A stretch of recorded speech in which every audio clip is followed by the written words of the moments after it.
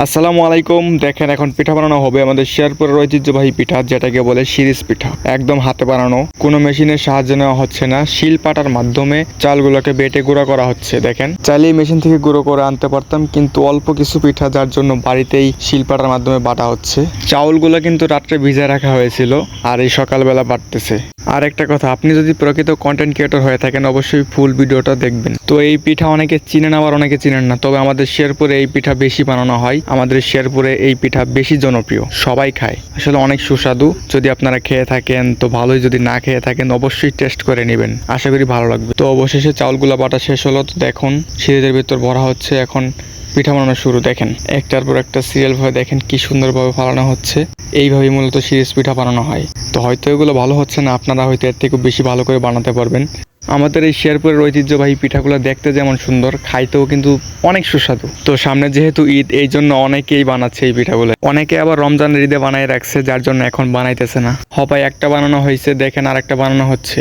ধীরে ধীরে ধীরে ধীরে বানানো হচ্ছে।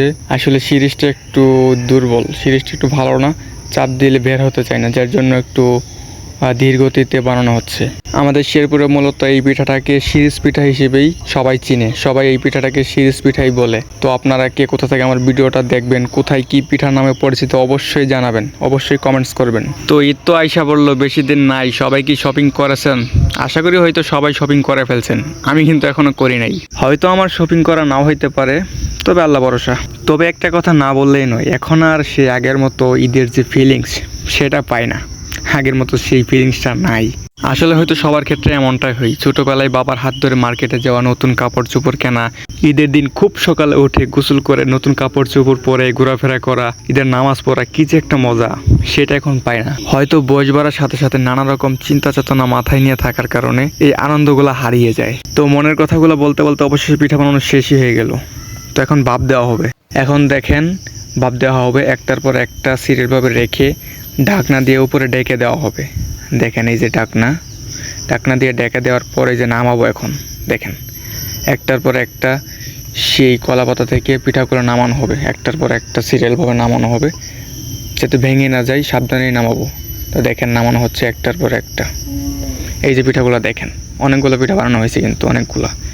এই যে দেখেন আমার হাতে, অনেক সুন্দর পিঠাগুলো, দেখতেও যেমন সুন্দর, খাইতেও অনেক সুস্বাদু। যারা খান নাই অবশ্যই টেস্ট করে নেবেন।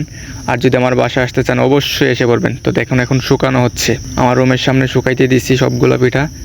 দেখেন, তো সকলকে জানাই পবিত্র ঈদ উল আজহার শুভেচ্ছা। প্রত্যেকে আমার বাড়িতে দাওয়াত রইল, অবশ্যই আসবেন। শেষ পর্যন্ত থাকার জন্য ধন্যবাদ। অবশ্যই লাইক কমেন্টস শেয়ার করে দিবেন। ধন্যবাদ সবাইকে।